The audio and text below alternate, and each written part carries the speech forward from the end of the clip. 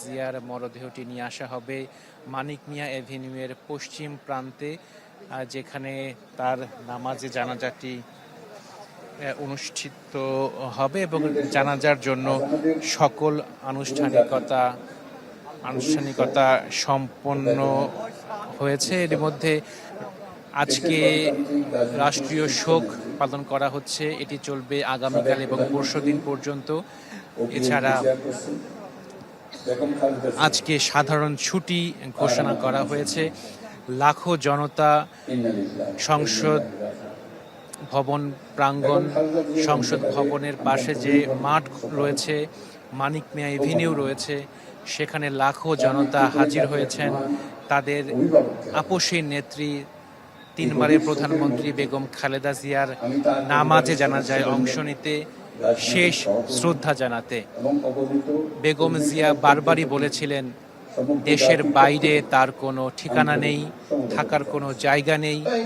তার বারবার সুযোগ ছিল দেশ ছেড়ে দেশের বাইরে থাকার, কিন্তু তিনি বলেছেন এই বাংলাদেশই তার একমাত্র ঠিকানা।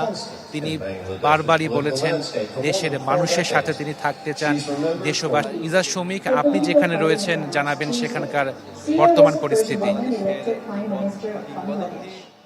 নেত্রী যিনি কিনা আপসহীনভাবে তার দীর্ঘ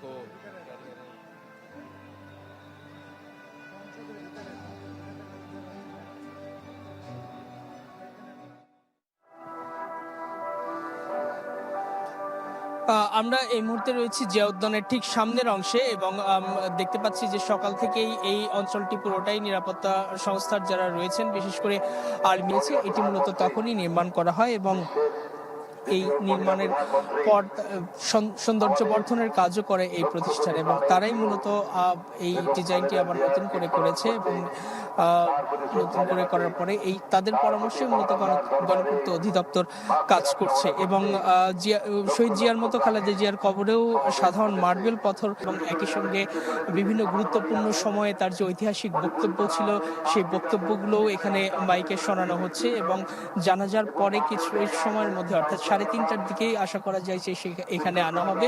আনার পরে পরবর্তীতে তার পূর্ণ রাষ্ট্রীয় মর্যাদায় দাফন করা হবে।